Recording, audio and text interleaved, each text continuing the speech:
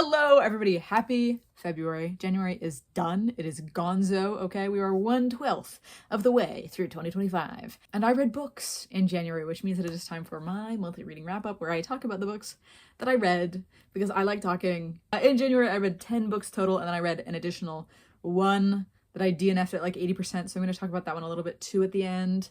I made no headway on my physical TBR. Actually, I made it worse because I read 2 books off my physical TBR, which is good, but I added 3 books to my physical TBR. So, you know, you win some, you lose some. That's the cycle of life, you know? Anyway, let's just get into it. I'm going to talk about the books that I have physically with me first, and then I'll talk about the books that I do not have physically with me after that. Let's stop fucking dilly-dallying, okay? Let's just talk about these goddamn books. The Teller of Small Fortunes by Julie Leong. This is obviously a Fairy Loot edition, right? It's so fancy and nice. I really want to keep up with my Fairy Loot subscription. I want to actually read the books that I'm getting because when I subscribed to Owlcrate, I did not read those books, and I still have books from Owlcrate. I haven't been subscribed to Owlcrate since 2020. Okay, I still have books from 2020 from Owlcrate that I have not fucking read. So I want to stay on top of these, okay? The Teller of Small Fortunes is the story of Tao, who is a small fortune teller. Small fortunes are like basically, you're gonna stub your toe tomorrow, and not, this is your one true love, right? They're small fortunes. She travels the land with her mule telling these small fortunes, and then one day she runs into these 2 guys. One of them has lost his daughter and he is looking for her, and she decides to kind of journey along with them to help them look for the guy's daughter, and then also kind of like have support from them, I guess. This is a kind of like cozy fantasy, I would say. It's really not super high stakes, very like found family kind of vibes. And I think that if you like cozy fantasy, you will probably like this book. I think this is a very solid cozy fantasy. I just don't really like cozy fantasy. Like, I think this was good, and I think this was a fine cozy fantasy, but I don't like cozy fantasy. So I was kind of like, it's okay. I think in general, a lot of my qualms with this book just come from it being a cozy fantasy, but there are things that I legitimately do have a little issue with. I think, first of all, the world building is not particularly strong. It's really just kind of like a fantasy world where there's dwarves and elves and whatever, and they're not like particularly interesting or new takes on those things. And then also the like countries are just one-to-one analogs of like real world countries. Like the country that Tao is from is just fucking China, dude. It's just fucking China. I don't know what you want me to say. And like, I don't think that's the worst thing. And I understand why in a cozy fantasy like this, you wouldn't have crazy world building, but me personally, I prefer some crazy world building. So I don't know. I just didn't really mesh with that. And then also there's this one bit where like, this is kind of a spoiler, but like also not really. They fucking invent fortune cookies, which I was just like, okay, that's fucking stupid. Like, what? I don't know. I just like, why are you inventing fortune cookies? I don't know. It kind of pissed me off. But otherwise, it's fine. If you like cozy fantasy, check it out. Me personally, don't love it. Didn't love this book because of that, but I think it was okay. I think it was well written. So I gave it 3 stars. The next book that I read physically that I have with me is A Wizard of Earthsea by Ursula K. Le Guin. I read, I think in November, The Left Hand of Darkness by Ursula K. Le Guin, and I really, really liked The Left Hand of Darkness, so I decided I would check out some more of her books, like The Wizard of Earthsea. This is, I would call it kind of like a Bildungsroman, right? Like a coming-of-age story of this wizard named Ged from the time he was a child to like, I think his late teen years. Like, you see him go through school. It's a very fast-paced book because it's not very long, and it goes over a really long period of time. The real crux of the story is that when he's young, he accidentally summons this shadow creature, and then through his teen years, he has to kind of learn to fight it off or eradicate it because it is evil and like it wants to do evil shit. I do not think this was nearly as strong as The Left Hand of Darkness.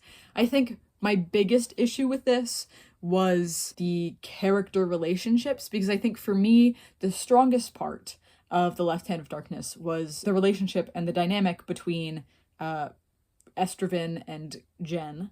And in this one, you don't really have that. This is really the coming of age story of Ged, and you don't really see that much of anyone else. There are other characters, but really, there's no deuteragonist, there's no, like, secondary main character. A lot of the other characters who are important show up for very brief periods of time and are not developed, like, particularly well. Really, this is Ged's story, and I feel like, for me, that was my biggest failing with it. I think for me, a lot of the enjoyment that I get out of books comes from character dynamics and character relationships, and this one just didn't have that. I think it was well written, I think it was an interesting story, and I can understand why it is a cultural touchstone for fantasy, but I feel like for me, this is definitely not my favorite fantasy of all time, and definitely not as good as The Left Hand of Darkness.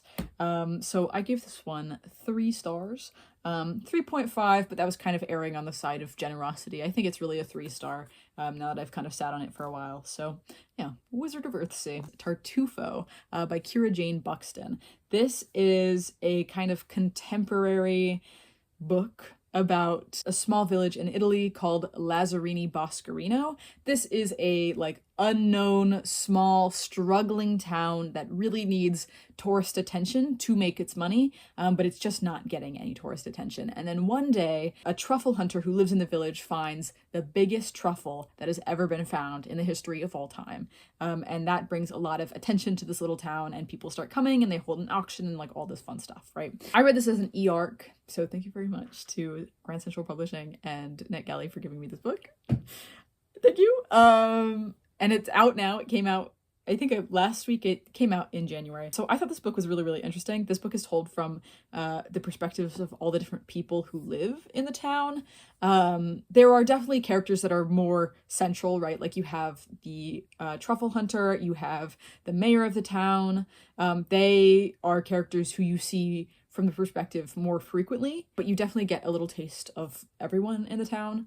And I think it's really interesting because of that. The tone of this book is very comical. I wouldn't necessarily call it a funny book, but it's definitely comical. It's definitely fun. I think my biggest issue with this book was the writing style. It's got a very distinct writing style, which is, you know, good and bad. I think it's bad in that it takes a bit to get into. Like, the first 20%, I was like, this is fucking boring, I don't like this, like, oh, the writing style shit. But then it kind of grows on you, and I feel like the style really works for the book, and the tone of the book, so it's, like, very intentional. And I think ultimately it works in favor of the book, but because of that, again, the first 20%, kind of a slog to get through. Kind of sucky. But overall, I would recommend this book. I gave this book 4 stars. It is out now. If you would like to read it, please go read it. It was interesting and fun.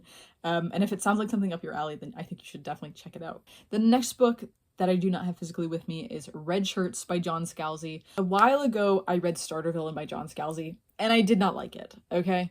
I thought it was kind of shit, if I'm being honest. But my sister really, really liked Redshirts, and I was like, you know what, fuck it. I'll check it out. I'll give it to me, girl. I'll read it. This is a science fiction novel about these, like, a group of characters who gets hired onto this ship, I think called the, like, Starship Intrepid or something, and on this ship they start finding out that, like, oh my god, there's, like, some weird shit going on where, like, all of the, like, lower level guys, you know, the people who aren't the captain, the people who aren't the general or whatever, like, every time they go on a trip, we fucking die, like, at much higher rates than we would on other ships. And ultimately, this book is kind of a parody of this idea of red shirts, which is something in Star Trek where, like, every time they would, like, go out on a mission, somebody in a red shirt would die. I think I went into this book expecting it to be a little more serious. I know that Scalzi is really a humorist. He's a funny guy. I mean, Starter Villain was a funny book. I thought Red Shirts was going to be more serious. I thought it was really going to be about, like, how people in power often mistreat those under them. And you could argue to some extent that it is that, but really it's not. I think it's a big step up from Starter Villain. I think this one was definitely more successful in plot, tone, humor, comedy, everything. I don't think it's great still, right? And I think the last, basically third of the book, just shit. The first 2/3 are just telling the story of this fucking starship like it's a regular sci-fi story, and then the last third is, like, stupid. It's just fucking stupid, and, like, not that same story. It's related, but it's not the same story, and it, like, was not as good and not as interesting, and kind of was like, okay, why the fuck am I reading this? Anyway, much better than Starter Villain, but I gave Red Shirts 3 stars. Liked it. Did not love it. The next book that I read was My Best Friend's Exorcism by Grady Hendrix.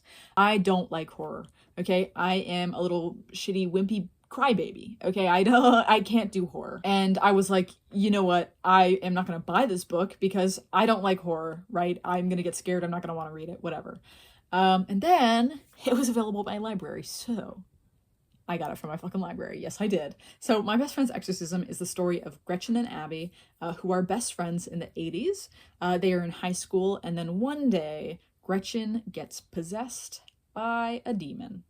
And it's up to Abby to kind of figure out what's going on, because people kind of start turning on Gretchen and being like, well, what the hell is wrong with you? First of all, this book was not that scary. I thought it was going to be 10 times scarier. Not really. This book is really like a dark comedy, so I feel like it was more focused on, first of all, nostalgia bombing about the 80s, which I'm not an 80s baby, so that shit was lost on me. But second of all, it was really about like being kind of silly and funny within this darker story. The story was also very fast paced, which I really appreciated. I feel like every time I would finish a chapter, I was reading this at night, and every time I would finish a chapter, I'd be like, I need to go to bed after this chapter. But I would read the next, like the first sentence of the next chapter, and I'd be like, hold on, I have to keep reading. Just because it was so fast paced and so interesting, and like every chapter, like it just, there was momentum, right? There was a really compelling story. I don't think it's the best book of all time, and I feel like a real central point of this book is the relationship between Abby and Gretchen, right? But I personally wasn't really feeling the connection between them. So that might just be me, right? I don't know what the tea is there, but I was not really feeling them as like best friends. So I can't say that it's perfect, okay? But there's a lot that I really liked about it. Again, the tone, the story, super compelling. I gave My Best Friend's Exorcism 4 stars because I liked it and I thought it was good. The next book that I read is The Alpha of Bleake Isle by Kathryn Moon. This is an Omegaverse book. It's a romance about this girl named Merwin, who is an Omega on this island where like every 8 years or something, they like have this marriage ceremony where every girl is married off to a different man. And each island is like headed by an alpha, and all the other men are betas until they ascend to the level of alpha, if they ever do ascend to the level of alpha. Merwin, who is like a very normal girl, very like indistinct, gets chosen by the alpha of their isle, Ronson, which is a horrible fucking name. And then they go together and they fucking fall in love and shit. I think overall for a romance novel, not that bad. This was fine. I fully do not understand why this was an Omegaverse. I also hate any book that's like, oh, it's the normal girl who gets chosen. Because it never has to be like that, because that always feels to me like you're kind of pitting girls against girls, being like, well, these girls are more special and you are normal and basic, and like you would only get chosen in these like weird circumstances. I don't love that kind of setup. But I think overall the romance here was not bad. I think Ronson was actually a really good male lead. And I think the relationship was interesting and good. Not the best romance of all time, and again, I don't fucking understand why it was Omegaverse, and also too long, okay? Every romance these days is too long for me. But I give this one 3.5 stars. The next two books that I read I'm going to talk about together because they are part of a series. I read Kick at the Darkness and Fight the Tide by Keira Andrews. These are books about a guy named Parker who one day he's just chilling, and then he gets a C on a test, and he like goes to his fucking TA, whose name is Adam. He goes to Adam and he's like, hey, why did you give me a C on this test? And Adam's like, because you suck, fuck you. And then Parker leaves, and then the next day zombies happen, and you know who ends up saving Parker? That's right, Adam. And they like have to like survive in the zombie apocalypse together. And in the second book, they're like still surviving the zombie apocalypse. They're on a boat. I am going to spoil something for this book, and I don't think it's a huge spoiler, because I feel like this is something that should have been like a part of it that is advertised. Because if you go into this expecting like just a plain old zombie apocalypse romance, that's not what you're fucking getting, okay? The tea is that Adam is actually a werewolf. In the beginning, I thought he was going to be like the king zombie or something, because it's suggested like basically from the get-go that something is weird about him. And I thought he was going to have like zombie blood or something. I don't know. I was thinking about zombies. It was a fucking zombie apocalypse romance. But no, he's a werewolf. Really what I was looking for was a really good apocalyptic romance, and I feel like by the time the second book came, it was just a paranormal romance, right?